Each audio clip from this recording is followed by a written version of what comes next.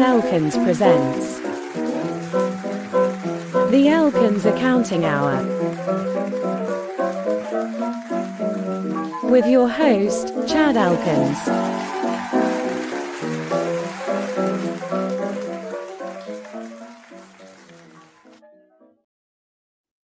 All right. Oh, Clary, you're looking a little. Have you lost weight? I got blue eyes now, apparently. You do. Although the shirt looks like one you'd wear. So shirt is awesome. I got it at Walmart recently. It was $8. Good stuff. I also mastered ventriloquy, so you don't see my mouth moving. It's amazing. I got my master's degree in ventriloquy. That is amazing. You know how mine is named Vlad? We needed to come up with a name for yours. Eric Corey. Eric Corey? Oh, how obvious was that? Beautiful. Oh, that takes me back to the dark days of you know who. How is Cuddlewickums? Any Cuddlewickums up? Not anything new, or just a continued degradation of shit and cancer? Like, just her life is turning into more and more cancer by the day. It's just her not having a real job, trying to become an influencer post 40, getting nowhere, having to live in a red state that she can't stand. Does she have a Twitter account? Instagram. Okay. How many subscribers on Instagram? Did you look recently? Not a lot. I'll look real quick. Not like I have more, and I don't even really use Instagram. What I love about Democrats, but especially the non-blue collar ones, is they will work 3 times as hard avoiding real work than if they just knuckled down and did the work the first time. 300. Yeah. Oh, 347 followers, which, I mean, geez, that's like nothing. What do I got? Hang on. I don't know. Probably like 10 that's times. nothing. You need hundreds of thousands to make a living at it as a chick. What do I got? This is Instagram. Yeah, it's Instagram. I'm trying to figure out how many subscribers I got. I got 8,000. Wow. Mm-hmm. Do you post? Yeah, I guess you do post hiking pictures on Instagram. I try to avoid Instagram. Yeah. It's one of the easiest ones. Like, you just post pictures. I don't that's the one I mind the least. There's no, like, Facebook has gone to pot. Everything is political, and they're doing that on purpose because it's all ad driven now, and they're purposely going for rage bait. So I've really kind of eschewed Facebook, but Instagram is just pictures. So I don't really mind it. Well, speaking of rage bait, I think we're having some fans in the chat who want to say, "What's up?" Oh, that guy. Don't get started about Mexicans. Oh my God, that guy. So beer. Clary, when was the last time you saw the movie Home Alone? It's probably been decades. 90s? Right? Yeah, decades, literally decades. I'm surprised your nieces didn't want to watch it, because I watched it with my nephew over Christmas. Now, you do remember the film, right? There's a character and a part that I felt like got comically like underlooked, and like nobody paid attention to it. Do you remember exactly how the mom was able to finally get to Chicago from Pennsylvania? She was like stranded at an airport in Pennsylvania, and she couldn't get back. But I don't even remember she was stranded. Was a Saturday Night Live character she ran into? No, I don't think this guy was ever on Saturday Night Live, but he was in The Great Outdoors, Planes, Trains, and Automobiles. Uncle John Buck. Candy? Yeah, man. John Take a look Candy at this. was in Saturday Night Live. Was he on Saturday Night Live? Yeah, I'm pretty sure he, or at least had a couple cameo appearances. Look at that, John Candy beer, huh? Yeah, I'm trying to get the lights. You're too close to back it up, back it away. It's there called. You go. Do you remember how his name was Gus Polinski? And no. he was. Oh well, he was Gus Polinski and the Kenosha Kickers. You know, the polka. The polka band. That's right. I remember. Yeah, you don't remember this? Yeah. The Yellow Jackets. It's coming back. It's been a long time. So this is it's called the Gus Polinski and the Kenosha Kickers beer. And it's really just like a lager with some spice to it, little cinnamon spice, and it's not a lot. It's only 5.8%. But okay. I love John Candy. I loved all his movies. Like, it almost didn't matter what the beer tasted like. When I saw that, I was like, man. So did you like pour some Hershey syrup in there, or put some monk fruit? What did you do to make it palatable to your palate? I don't think the Polka King of the Midwest needs any modifications to the beer. So it's actually really good, though. What was the name? Abe Froman, Sausage Froman. King of Chicago. Candidate she found a T-shirt that said that. She wanted to Yeah? get that for me. Sausage King of Chicago. Yeah. Also a John Hughes film. Yes. Yeah. Yes. John Yeah. Hughes is so Chicago. Very. Well, anyway, besides that, man, I am down to the last 12 days of this crap. As usual, I'm burned out as hell. Mhm. Probably have about between 20 and 25 returns to finish up. Two a day? Yeah, 2 a day, a little bit less. I mean, I'm pretty much done. We're just waiting for 1 or 2 items. And I was going to say the Japanese refusal opportunities aren't here yet, but you just wait until next week. It's always the second week in April when you get the people desperate. I just need it done by the 15th. Please, please, please.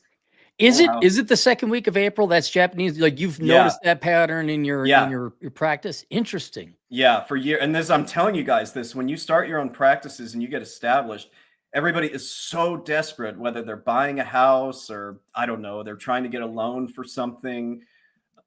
Yeah. I'm thinking, you know what you should do? Is it called a Japanese mandolin?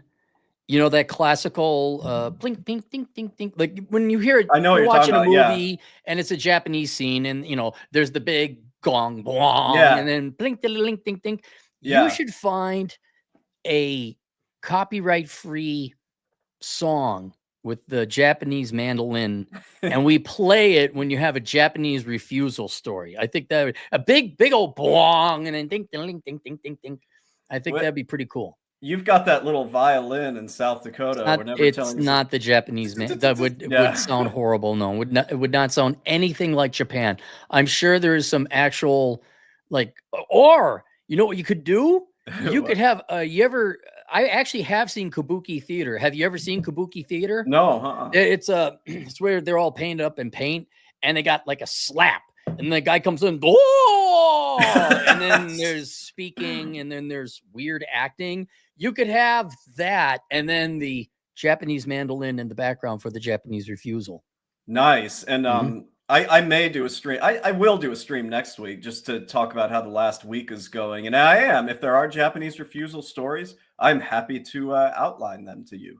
All right. So, that's great. Yeah, I'll be in Chicago for that, but it'll be good. So dude, tonight this is your garden variety Q&A. We got some Q&A. I got a bunch of questions that people left me both in the comments and I got a few emails. I want to stress to you guys, super chats automatically jump to the front of the line when you have questions. But I did get some pretty good ones. And some of these, while they are related to what I do, it's ones where I really want your take on them because you could add some perspective. So okay, just so you know, we're running opposite Ray. Ray's, which is hard not to do. Now the guy just podcasts 8 hours a day. Yeah, I was listening to him right before I got on here, and he did I tell you that when I get to May and things have calmed down, I'm going to get him on the channel, and I actually really want you to be there too if you're free. Let me know. So we'll pick a day. Yeah. So, do you remember you've streamed with him before? His name was Scott, and he was the guy that he had his own practice, but he decided to join the IRS. This was 2 years ago. He's like, yeah, I'm gonna join the IRS. Was he on my show or here? He was here. Okay. Yeah, it was a long time ago, and it was the three of us. He was like at his kid's baseball game, so he had his phone on. He was like sitting in the bleachers, but we were going over things.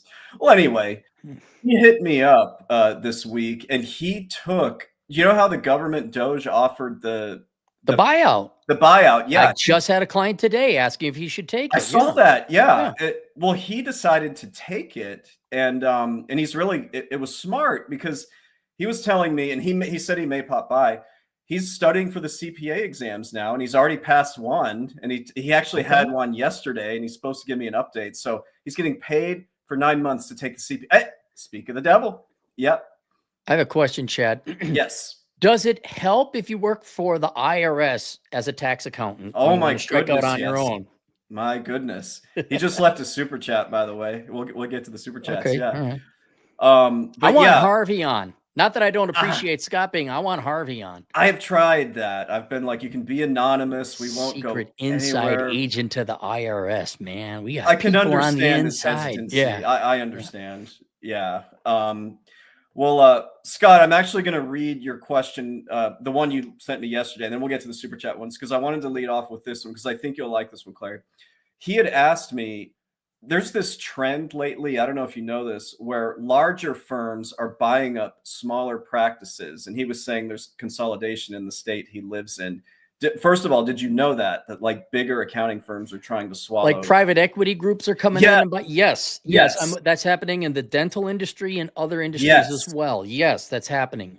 It goes to shit. It goes to shit after they buy them. Yep. So his question was, and then something about private equity. He asks, does this create more opportunity for sole practitioners or a headwind? Like, is it harder for me and others who are just starting out when you've got private equity in the background gobbling up these smaller firms? What do you think about that? Long-term or short-term?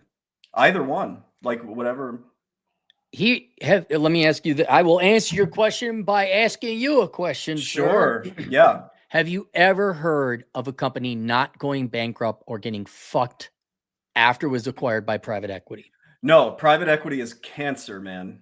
Like short-term, you might have a difficult time going up against a larger organization, but dude, I don't think it's going to last one tax season. These private equity firms are so incompetent. And I don't say it because I hate private equity. I say it because their track record is horrible. It is. All they know. And I've had a guy who works in private equity reach out to me saying, you are 100% correct. All they know is how to go buy a company with other money they borrowed. They try to cut the expenses, cut employees, which usually also means cut into your talent. Yes. You're fine. The first 2 quarters, your profits go up because your loyal customers are still there. But once your quality goes down, the customers leave. Gone. And it's fucking over. Gone. Walden Books / Borders Books, pretty much every restaurant like P.F. Chang's or Hooters or whatever else, anytime it never ends up well. They never improve the quality of the product. So, Chad, do you want a low quality or high quality CPA? You obviously want a high quality one, but I was thinking about this. If you are a sole practitioner and maybe you want to retire or you're fully established, you don't want to hand it off to one of your kids or something. Right. If you're trying to get bought out, I think this is a good time to do that. I'm not there yet, but some other people might be. I think it is great for our audience, for aspiring sole practitioners. Yeah. Because they're going to do such a shit job. They're going to come out and look, it's going to be short-lived, right? I mean, of course, private equity could always buy it up, but as another, dude, they could go belly up, right? They could just fall apart. So give it 2 to 3 to 5 years, whatever. We lost you, Chad. No, I'm good. Yeah. All right. And the customer service is going to be garbage. They're going to look for somebody else. They absolutely are. Yeah. On all the chatter, whether it's Reddit, CPA message boards, the stories are horrible. Like as soon as private equity comes in, everything goes to shit. Service, prices go up, quality of work goes down, all the employees are out. It's just horrible. Before we go to the next question, why do you think they're doing this in certain industries? That's what I was trying to figure out. Two main reasons. You have to ask who are tell me. I will answer your question with another question. Give me the stereotype in your mind. I'm a private equity person, right? Explain what this person is like. This person doesn't usually know anything about how the industry actually works. They just come with money and they see a way, we can leverage this and make more money. So it's all about essentially just sucking up whatever they can of profits or whatnot, just dragging goodwill through the mud and then just leaving a carcass later on after they've siphoned off everything. Do you think they are leaving a carcass? That's their intention? I mean, I don't know if that's what they're setting out to do, but that's what ends up happening. Here's a better, simpler way that I think more people will understand. They're trying to flip a house with cheap shit paint and no experience being a carpenter. Yeah. These guys are first motivated by profit. They think they're going to come in there, cut costs, because that's all they do is cut costs. Yes. Maybe they get edgy and say, we're DEI, we're hiring girls, tee give us money. But it's usually a shit business strategy. It is not long-term. And then they look to flip it around and sell it. Yes. To a bigger sucker. However, they are also motivated by... well, if not money, I can't imagine. What are dude bros motivated? Look, dude bros don't make money. They don't. They get lucky maybe, but they don't make money. What are they primarily motivated by? I mean, one thing, the dude bros I know are motivated by not having to do any real work. Well, okay. Yeah. They're motivated by ego. Ego. They want to say, I'm in thing. private equity, bro. And then the girls don't know what that fucking means. Oh my God, you're in private equity. And it just means, no, he's a lazy, dumbass shit. Do you know how many private equity firms have gone bankrupt ever since interest rates went up? Quite a few from what I've read. Quite a few. Yeah. No, this is not, it sounds good, but it is bad. It is no different. It would be on par with someone who runs a payday lender shop. Yes. Yep. Or a pawn store. Nothing against those people who run those. There's a market for it. But these girls don't realize that. And so these guys are going for status oftentimes more so than the money. Right. But yes, so that is why it's good for sole practitioners, because these guys are just going to make the industry worse, and then people are going to flee and they're going to go find somebody else. And yeah, you're probably going to look for, because the same thing happened in the dental practices out here. That's what I heard. Yeah.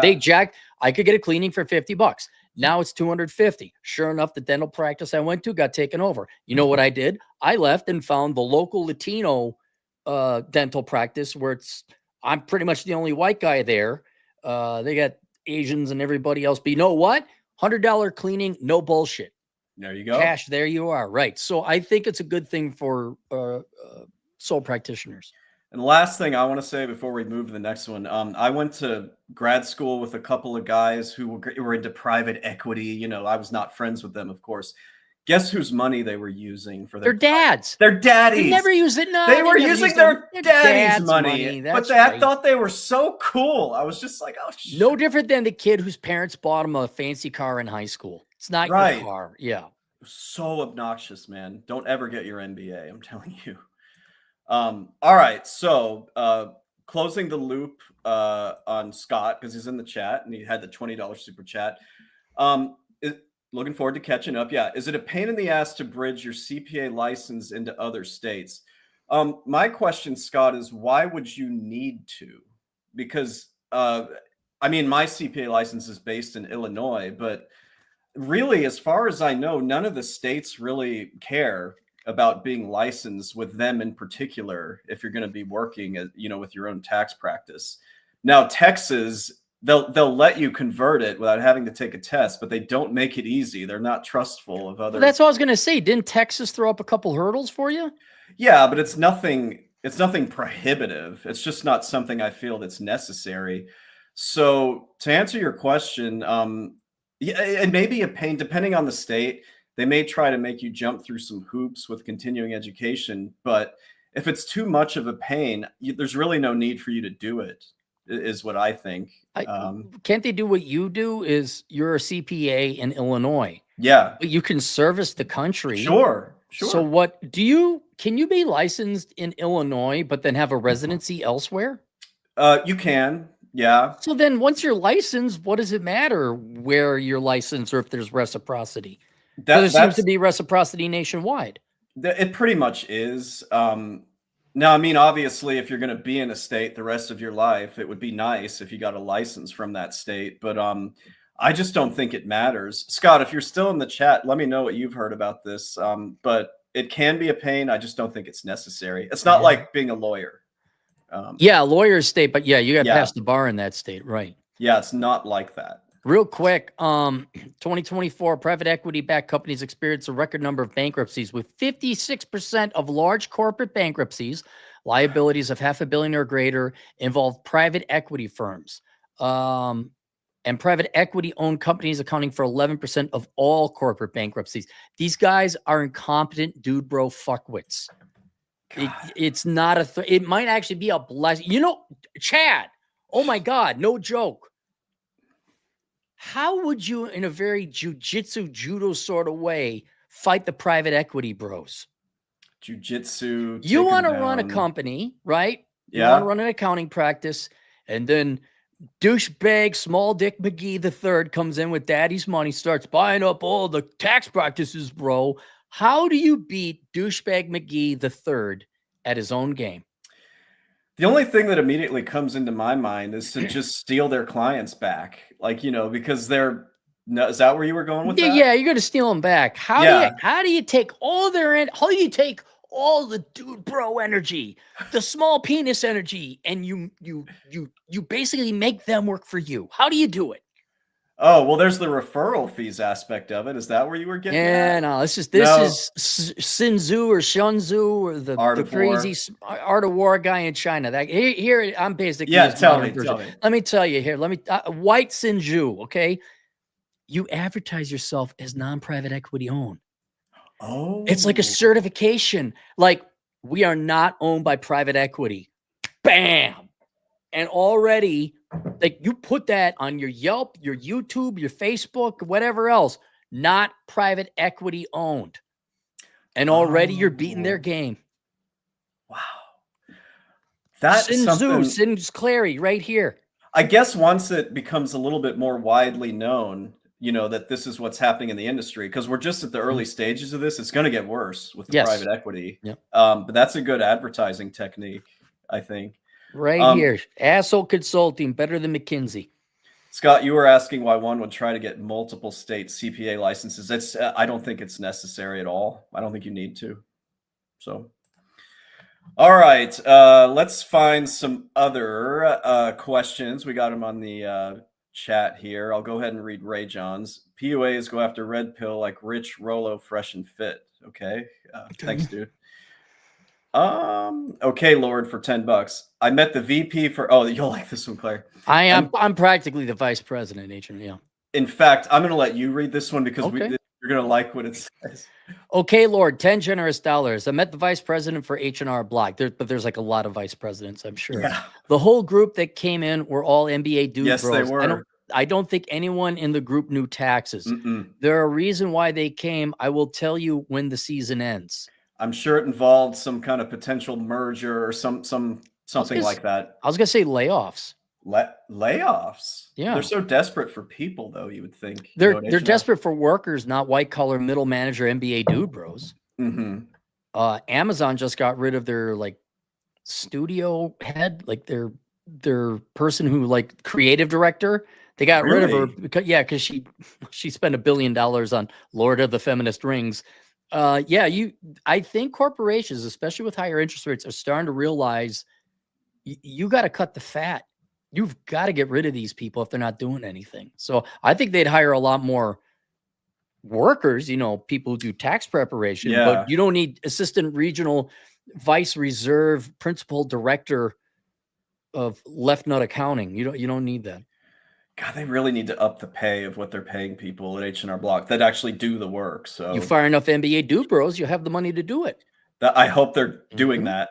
I hope so too. Why don't you go ahead and read that? Steve Camacho, $5. 4 months in my first tax season, I've already done 3 1031 exchanges. You know what a 1031 exchange is? Is that swapping out the houses? Yeah, yeah. Right. It's the reason I own. Sun Tzu, right here. I know it all. Sun Tzu. Do we need to give you another EA exam? No, I already passed that one with flying colors. Yeah. Oh, Atham. This Hanyaker.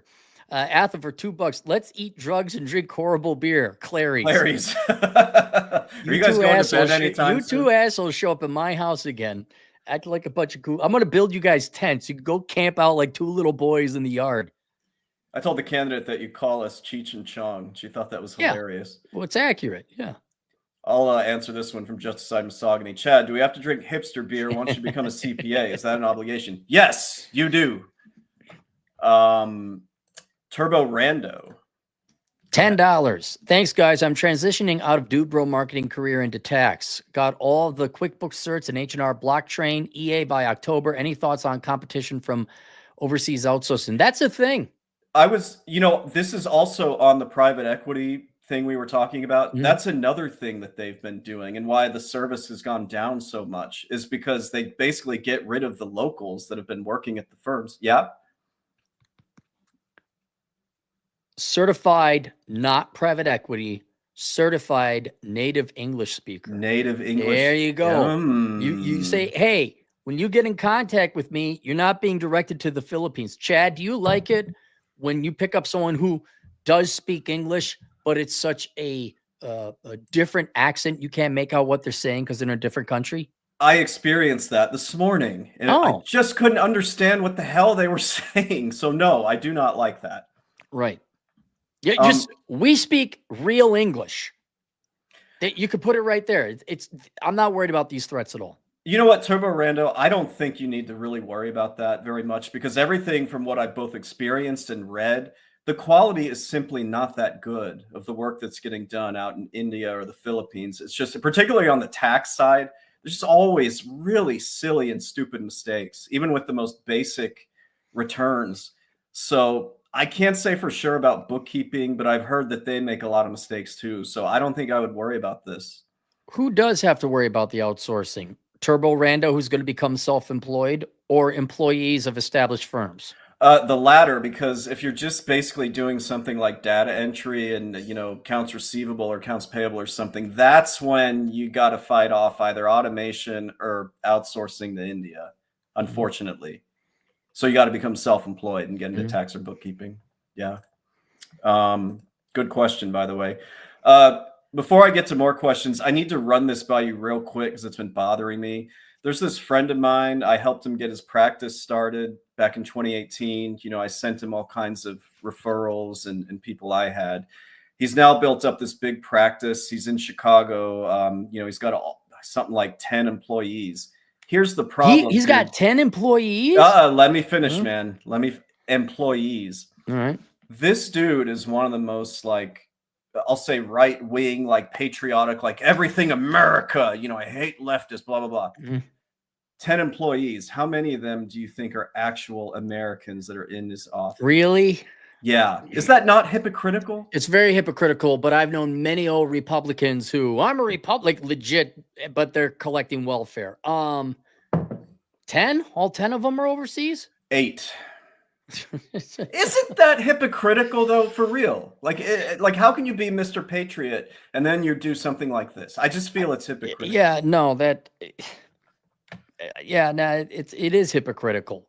What are they, low rank, or would they employ someone who has a degree in accounting? He could have easily hired somebody, including people in the area, even somebody who's a fan of the show, who's in the chat, who I tried to link him up with. He just wants to be cheap. And then I've even seen some of the returns that have come back from the Philippines or India or whatever. They're just chock full of terrible mistakes.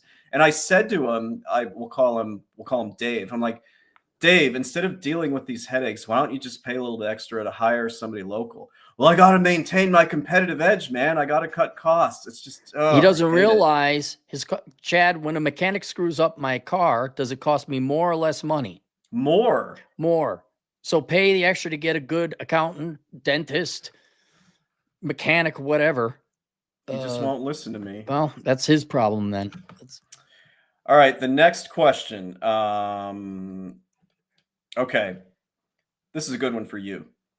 Thoughts on leaving public accounting after 2 years without a CPA, but with plans to study and pass the CPA once I get my life back. So he would leave after 2 years, take a bit of a break to get his CPA.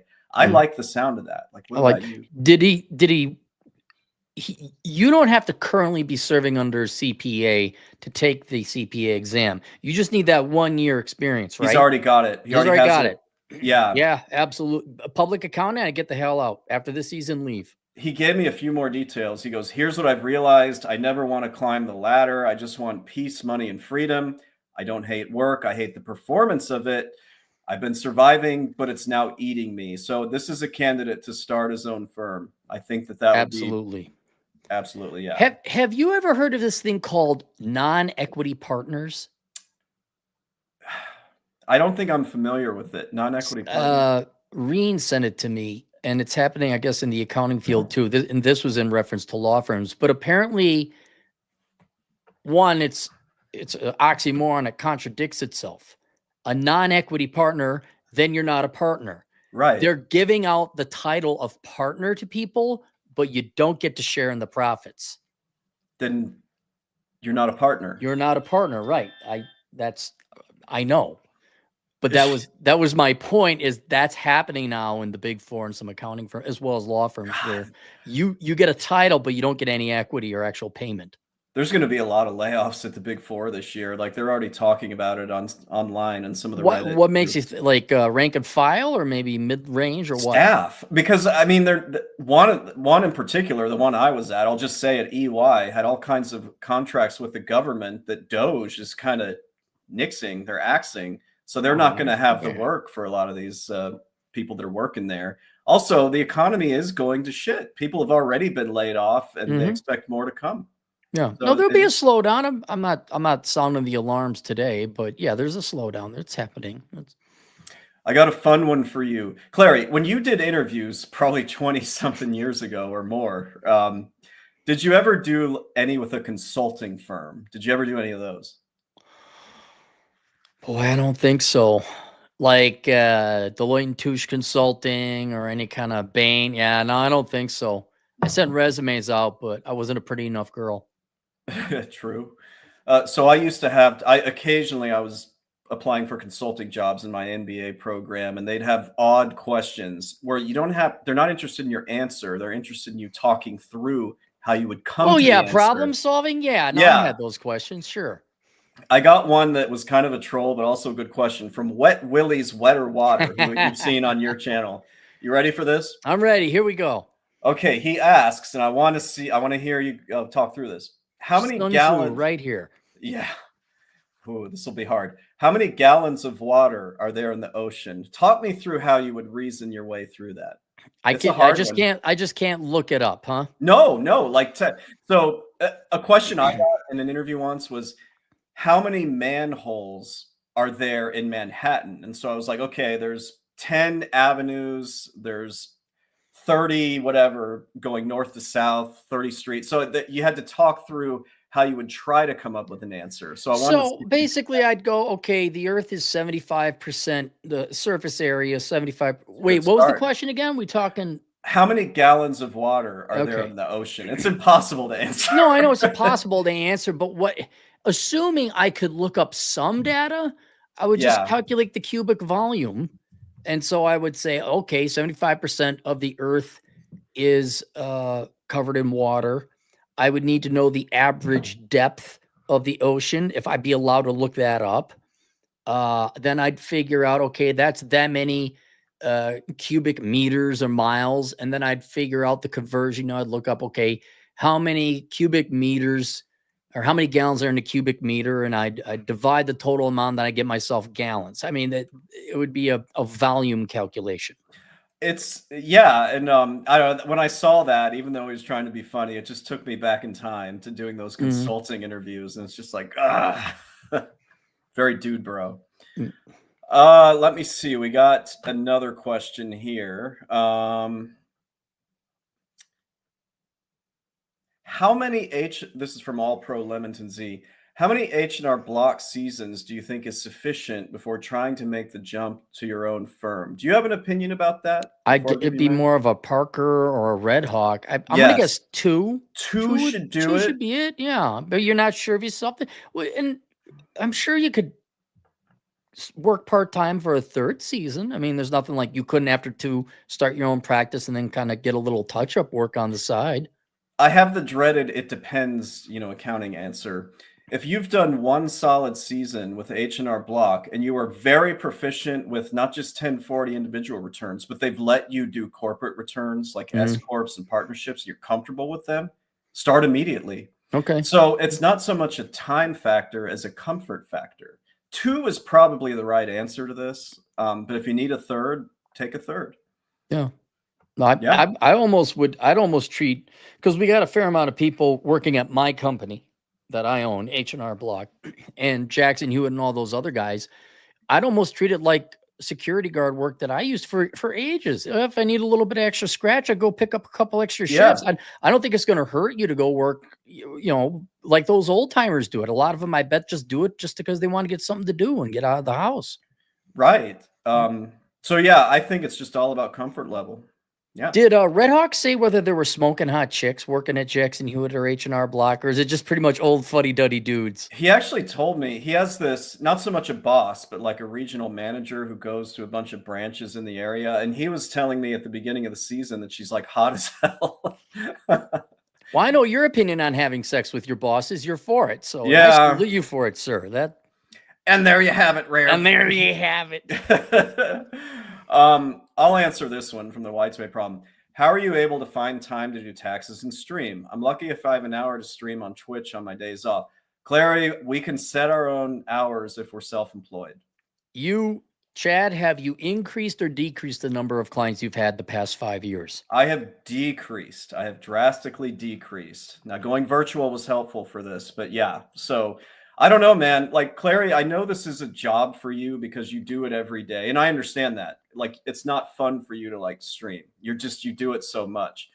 The good thing is for me, this isn't my job. So it's always like kind of a treat. Oh, yeah. Yeah. It's like something therapy. different. Sure. It's novel. Yeah.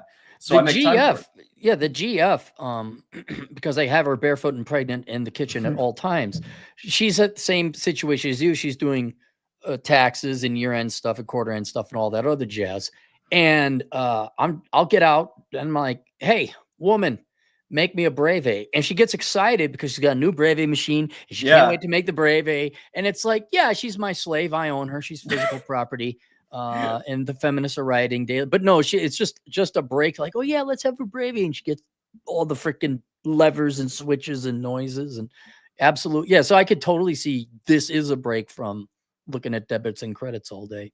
I look forward to this every week. And yeah, tax season is busy, but this is my fun part of it. So I'll let you decide if you want to read this out loud. Ray John, I just shot a load. Realized that I saw my kid. You ever think Ray John might be doing some drugs? Ray John, I don't know what you're smoking up there in Canada, but it must be something pretty good. Justified Misogyny, $5. 2 people got let go of my department. CAO? CAO. What's CAO? I think you're still in the chat, Justified Misogyny. Hang on, let me look it up. CAO. CAO. Certified cigar company. Asked me to hang on. Canadian something? Certified accounting officer? I don't think that exists. Chief administrator. China Aviation Oil. Oh, he was trying to say chief administrative officer. Oh, okay. Go back to the thing.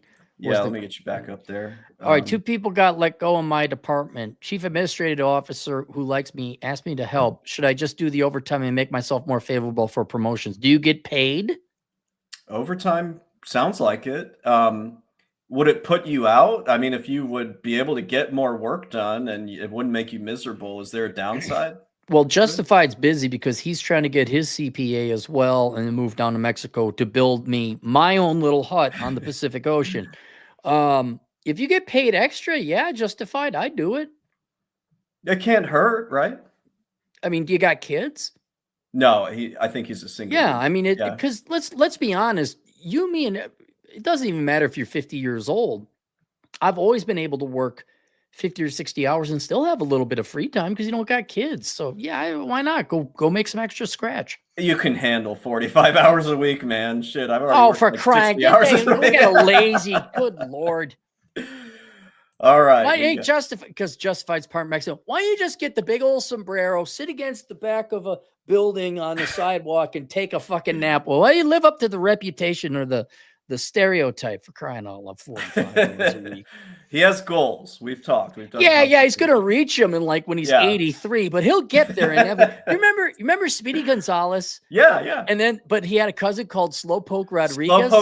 Gonzalez or Rodriguez. No, Slowpoke. It was Speedy Gonzalez. I think it was Slowpoke Rodriguez. Justified is Slowpoke Rodriguez. He's just sitting there and he brings out that big old 6-shooter. That's it. Slowpoke always looked like he was high on weed.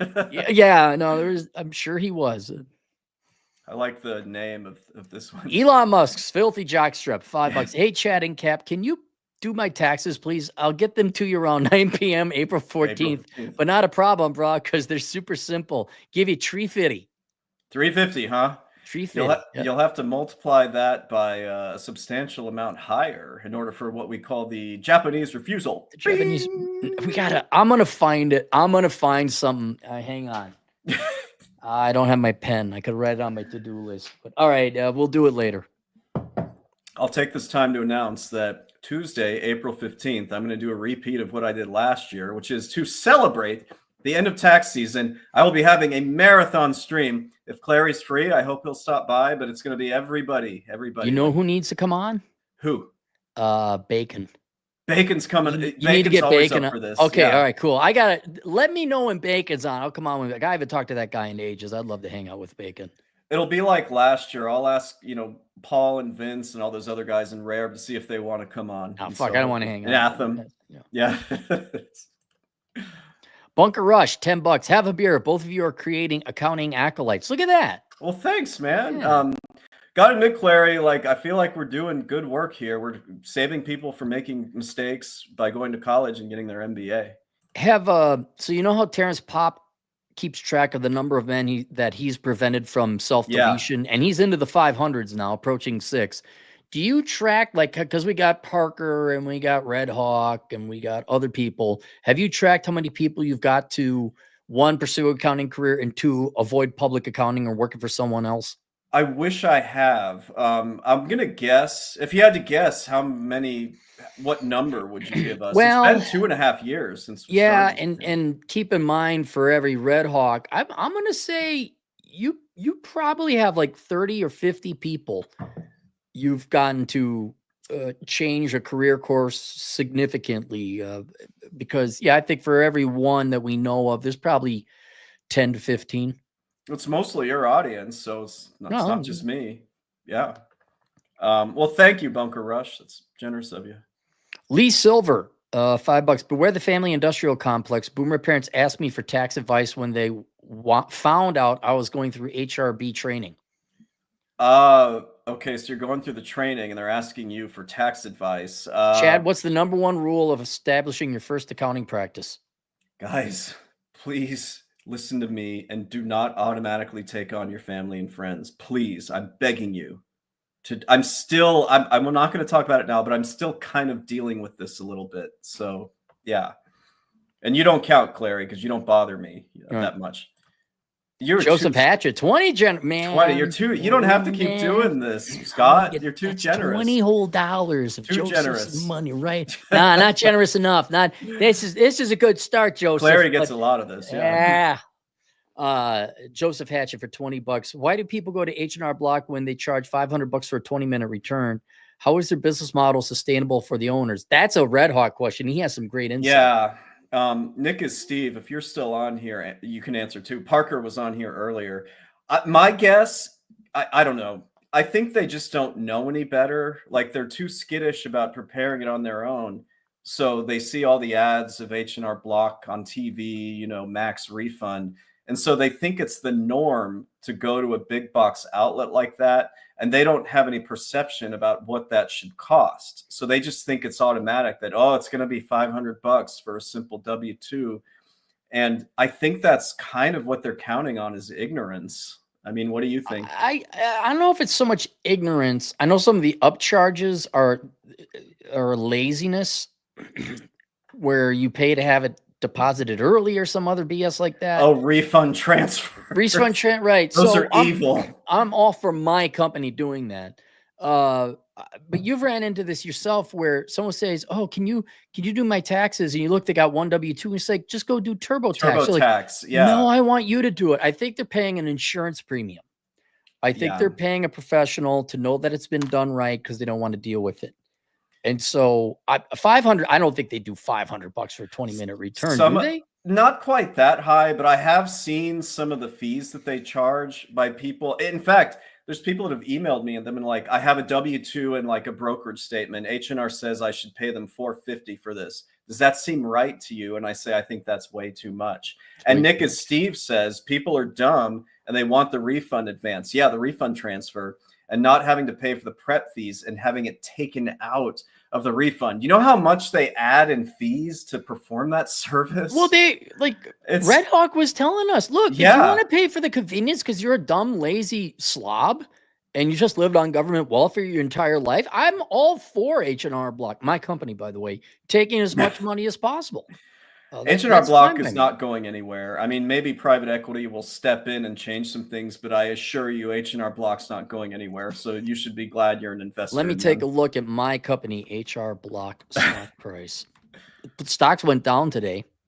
Oh, look at that. H&R Block went up 0.4%. And yeah, Nick and Steve, you could get $400 in 15 minutes.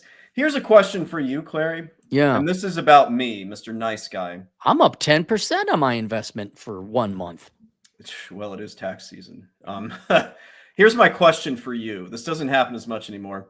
Say I run into somebody random who's like, Chad, I just want you to do my tax returns. I've got a W-2, maybe a 1099 for interest and some dividends. Very easy. Mm-hmm. I ask for their previous return. I see it. I see that H&R Block charged them, let's say $475 to do it the previous year. Right. Is it ethical or unethical for me to take over and say, well, I'll do it for $475 or $500 instead of saying you could really do this on your own on TurboTax for like $40? What is the ethical move in that situation? Correct, because people make ethics sound difficult. It's all on voluntarism. Mm-hmm. If you say I can do it for $475 or $500 or whatever, and they agree to that, they are agreeing to take $500 of their money. They have agreed to it. Yeah. If I, weirdos are into bondage, I want to pay someone to beat me with a whip. Okay, I'm not paying, but that guy wants someone to beat him with a whip. His name is Vince and TJ is the Gimp. Okay, that's fine. They do whatever they want in their world. But I would say for long-term ethical business practices, it would be in your long-term financial interests to because here's the thing, you could say, look, you could do it for TurboTax easier and cheaper. If they refuse, yeah, okay, fine. You're willing to at least say that. At least be like, you could. You're definitely in the clear then. I would say, if it was me and they came in, I would just because I don't want to deal with it. I say, look, man, you can have TurboTax do this a lot cheaper. If they said no, I'm like, all right, it's my time. It's going to be, personally, I'd probably do it for $450. Give them a little bit of a discount to get them loyal, to have them stick around. Okay.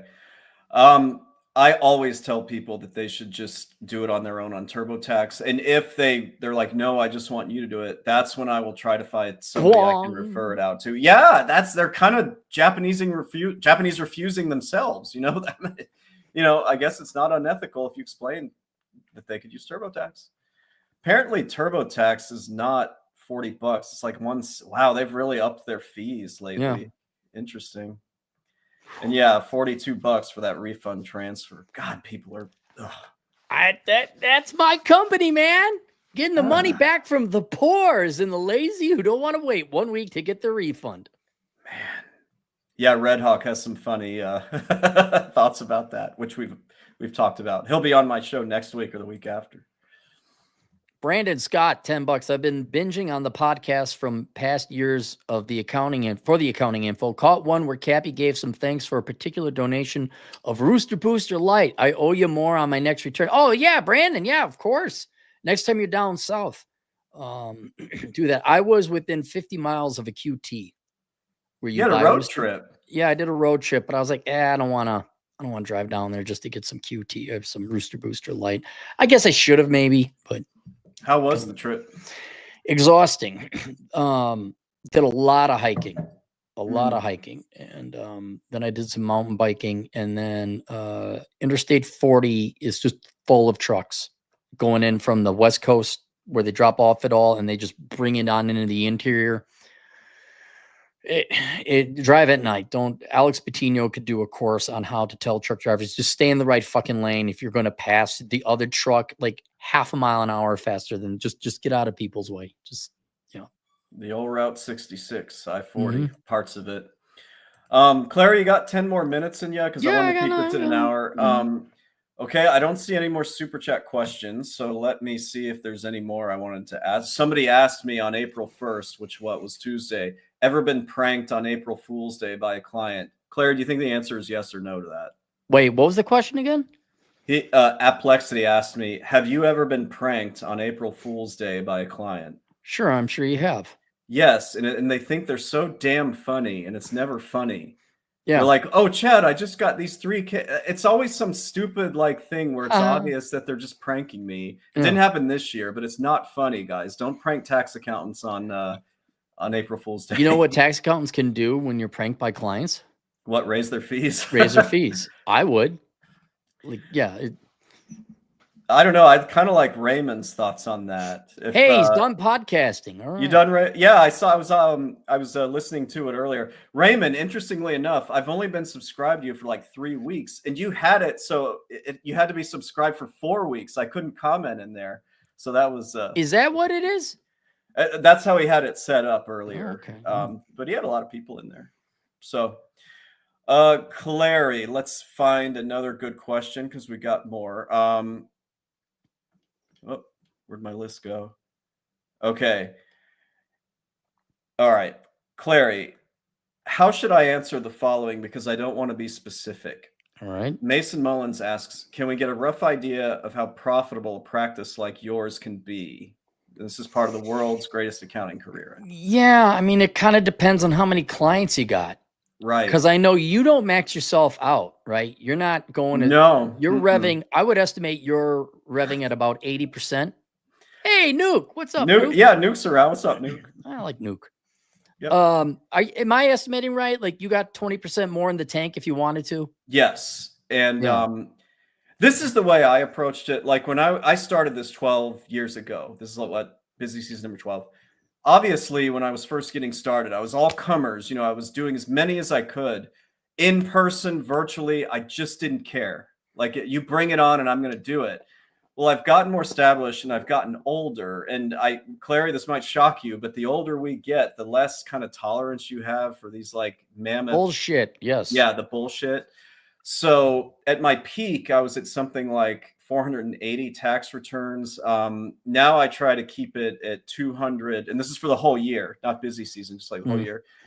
And the name of the game, you guys, is, and this is probably the same for every business, you want to charge as much as you can for doing the least amount of work. Like, I'm just going to be blunt about that. Right. And there's nothing unethical about that. So that's why I recommend to all you guys, you know, yeah, you can take the orphan 1040s first just to get established, but ultimately you're going to want to work with corporations and partnerships. I did a analysis. Who makes more money? And I mean, it depends because on the person, but accountants do make more than self-employed accountants, tax accountants make more than investment bankers on a per hour basis, because that's really, when you're talking about self-employed, Chad, let me ask you this might be different. Do you like the money or the freedom more when it comes to being freedom? Okay. So there you go. Freedom. So you abandon money, and it's the same thing here. Like I make enough. If I kick things into gear, I could probably make 6 figures. I don't want to sacrifice that time. I'm sure if you kick things into gear, you could, but I like to keep it around $150 an hour. And, you know, if you were to prorate that, 40 hours a week, what would that be? That'd be 300,000 a year. Yeah. Roughly about 2,000. Yeah. Yep. Yeah. What, to only pay more in taxes? No. I'd rather work less. So it really depends, but I'm going to guess if you're a good CPA, you got a good tax practice, you're billing out around $250 an hour, especially if you're doing corporate taxes. Exactly. Right. Okay. I mean, I don't charge by the hour with the prep. I only charge by the hour when I'm doing consulting, and I do a lot of consulting after tax season for various people. This is my strategy. It doesn't have to be what you guys do. I pick a number that I want to make in a particular year, and I tailor my practice around that. And then another way of putting that is I value my time more than my money. I'm in my mid-40s. My life is more than halfway over. You're practically dead. Yeah, practically dead. I want to share this is a little off topic. I just want to share my screen to show you something real quick, Clary. This made me laugh. you can't really see this that well, but the most attractive jobs women find desirable in a romantic Oh, partner. okay, sure. All right. Well, what's the felon, drug dealer? Yeah, right. Let me tell you why I know this list is bullshit. Because Yeah. number 10 on the list was accountants. That is bullshit. No women like accountants. I'm What's sorry. number one? What is the Number most? one was doctor, and number two was Okay. lawyer. I know you can't see it. And number 3 was carpenter. Is that true? I don't think No, that's true. no, dude, no. This isn't. Get the hell out. What? Where's hotel clerk? Where's that rated on there? I want to know that one. I took it off, but guess what? The number one job that men found most desirable in a woman. Guess what? What do you think it was? Housewife who stays home and wears lingerie. Nurse. No? Nurse. It was nurse. Okay. No, they got jobs. They are nurturing. I mean, I'm with a nurse. I like her. So, we got a room for a couple more questions. A few more. How many questions we got in total? I had a bunch that people left me in the comments, but I only wanted to keep this at an hour because you want to go and I got stuff to do. All right. We're very busy people. I certainly are. Hold on. Well, one other thing I wanted to say about prioritizing your life, because we're older and all that, and I prioritize my freedom over my money. I got enough money, but the real reason I want to have free time, so that you know where I want to spend that free time aside from hiking. Where? I want to maximize the amount of time I get to hang out with the Great One. Great One is so awesome. So awesome. I mean, if you had Great One in your life, you too would sacrifice your work to go hang out with them. It's hopefully safe to say go to SynLibSoc. No, it's not safe to say. You can go to synlibsoc.com. Just be prepared for words that are not approved regarding other people of different hues. Oh, that's what I want to ask you. So I like when I'm lifting or running, it's very entertaining to listen to the Great One. Like, do you listen to all of his streams or most of his streams? I do. I kind of go and I listen to him hiking. It's weird. I listen to Ray on road trips or driving. I listen to Great One hiking. And then I'll listen to my nerd podcasts working out and other stuff. Yeah. I mean, he's very good at this, but he shouldn't use some of those words. Yeah. All right. Maybe this may be our last question. Last question. All right. And then I'm going to do a video after this one. Oh, let me know if you need me. So the question from BAS3Q is, Chad, how much do you have to dumb down things when explaining tax concepts to your clients? Or do you even try to explain it to them? Like how much detail do you give? Do you want to try that one? Guess. I'm going to guess you've changed that over time because you've purged out the dumb. So it gets easier over time and you're dealing with people. Chad, which client do you have to explain the least to? Out of all your clients, who do you have to explain the least to? The answer is you, but you don't deserve 100% of the credit for that. Well, how do I not? Because your GF is an accountant and she and I speak the same language. But right? I understand it. What do you mean? What?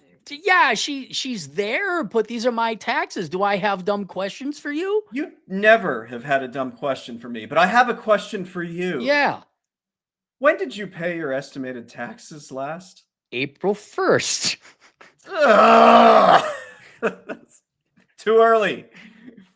Anyway, no, you're right. Yeah, you're pretty good. You never asked me a question where I've been like, God, what an idiot. I would imagine over time, you choose your clients that are easier to work with. Yes. But at the beginning, especially with 1040s, and this is not your client's fault. You should try to be sympathetic. They don't teach it in schools. They don't teach it in school. They don't know. This is serious too. They don't want to run afoul of the IRS. Right. So I would definitely take that very seriously and, legitimate questions, answer people's legitimate questions and all that.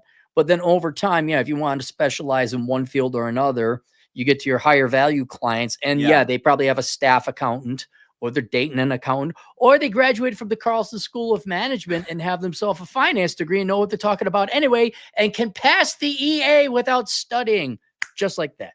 And they used to be a security guard.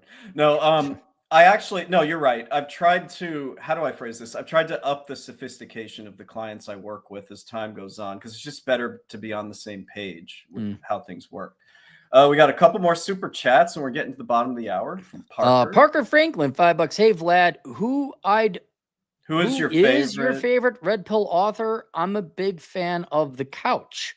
Just got my copy of Dog Walker. Do you know The Couch? I don't know The Couch. Ryan Stone wrote Dog Walker. Oh, have you read Yeah. it?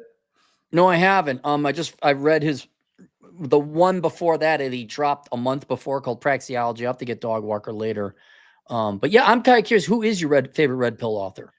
Jeez, I'm gonna be honest. I don't really read the material, the You don't have red pill material? material. Yeah, okay. I'm not saying you are my favorite red pill author. Do you consider yourself a red pill author? Yeah. What else would I be? I mean, I'm an Oh. economist too, but yeah, I'm definitely in that field. I think, despite what you and maybe some others think, I really feel like Bachelor Pad Economics was the best book that you've ever written, my opinion. Okay. All right. What do you think about that? Like, But how many other red pill authors? Like, because I don't think I'm the best red pill author in terms of writing. And no, not even Rollo. I mean, everyone's really good. I would say it would probably be Roosh. He was an exceptional writer. Roosh was an exceptional writer. And that's just writing. But then in terms of the topics and quality he took on, I would also say he's above average there. I mean, yeah, I'm an above average one, but I think Roosh by far ran away with it. I think he definitely did that. Yeah, so I read a couple of Roosh's. This is so long ago. I read a couple of Roosh's books that are no longer available because he kind of, Yep. but they were actually very useful because he would tailor them by countries. And I actually went to some of these countries, and they weren't just all about this is how you get women. It was like, try this restaurant, go to this attraction. So yeah, Argentina. Dead Bat in Paraguay is a really good book. It was, yeah. Sam Whiskey, $10. Hey, Vlad, is culture taxation a real thing? What's culture taxation? I don't know. Sam Whiskey, I think you're still here. Hang on, let me look it up. It's going to be some Democrat thing where you're not white, so you owe us more. You can refers to the disproportionate burden of institutional responsibilities placed on individuals from marginalized groups, often related to. Okay, it's just here it is. It's lazy, parasitic people. Cowardly hiding behind the way they were born, whatever traits that might be, demanding other people pay them and give them more. That's it. That's all it is. God, when is that going to run its course? It will never run its course because it's an easy, free thing. I guarantee it's been with society forever, especially in democracies. But yeah, there's surprise. People are going to use every advantage they possibly have to get free shit from other people. I missed this one. I'll field it from Rusty Fuel. Can Trump get rid of income taxes? No. Congress can, right? Congress can, but they're not going to. It's anybody who's a politician. It's not in their best interest to get rid of the income tax. There's too many ways for them to avoid paying on the income tax. Wouldn't you agree with that? Like the system works. Yeah, yes, but it's absolutely possible to get rid of income taxes. It's possible. Yeah. I mean, you could make a cogent argument. Congress could say, hey, this is not in anyone's best interest, and they could get rid of it. I think it'd be easier to get rid of income taxes than it would be to get term limits. Yeah, I agree with that because they're never going to institute term limits. So yeah. Yeah, I mean, I'm not that I'm hopeful, but it's possible. I mean, you're going to have to replace it with something, but it is absolutely possible to get rid of income taxes. Absolutely. And I mean, states are doing it. Didn't we just do a whole video where a bunch of states were doing it? A few days ago, Mississippi announced that they no longer have a state income tax. Okay, there you go. Yeah. I mean, it's also for the record, because you guys asked me this. No, I'm not going to be upset if by some miracle they get rid of the IRS or income taxes. There's a lot of other things that I can and would be eager to do. So Chad he desperately wants to do OnlyFans. Yeah. It's been his dream. Yeah. I got it. I'm working on a OnlyFans client's returns this week. And yeah, her business expenses are not pristine. We'll just say that. Sam Whiskey, $10 again. Hey, Vlad, will Cappy catch the bouquet at your wedding? What wedding? What wedding, Sam Whiskey? No. No. We're financial geniuses, Sam. We know not to get married. Arturo Galindo, $5. H&R block fees for certain returns are less than a CPA. I've noticed the trend, especially with complex individual returns for higher earners. I mean, you're not wrong. I'm not saying I've looked at every single H&R block return. It's been like, multiple hundreds of dollars. I think on average, they are probably less than a CPA. But if you have something pretty sophisticated, you may want to actually go to a CPA instead of H&R Block. And that's Yeah, always- I'm a little, even though I own the company, I'm a little concerned if I had a I'd want a CPA, not private equity owned, native English speaker, no outsourcing to do complicated taxes. Excellent. Thanks, Arturo. Give me an update, by the way. I've consulted with him. Clary, that is the end of our questions. I wanted to know if there's anything that you feel you and I should promote or mention. Well, you and I are very busy professional individuals. Yes. And we don't have the time to answer everyone's questions, right? Right. But we would love nothing more. Chad, would you love nothing more to see thousands of self-employed accountants working from beaches, charging $200 an hour? I would. Yeah. Would you like to see the big four go belly up because so many accountants just went straight to doing their own tax practice and they beat the private equity bros? Would you like to see that dream come true?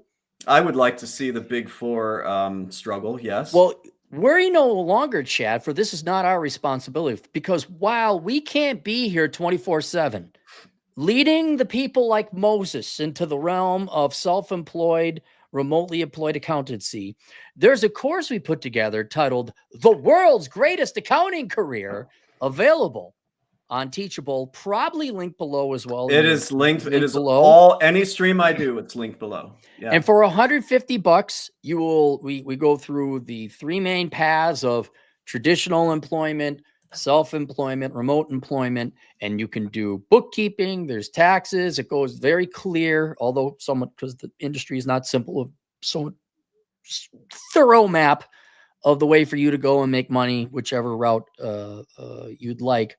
And the price is $150. Chad, what did you spend on your MBA program? We're just going to say six figures and we'll leave it at that. The opportunity cost of the money I could have made, plus the living expenses and the tuition in particular, is my biggest regret in life. Worse than Cuddlewooks. Worse than Cuddlewooks. I have a question. Yes. Did you spend more than $150 bucks on a book?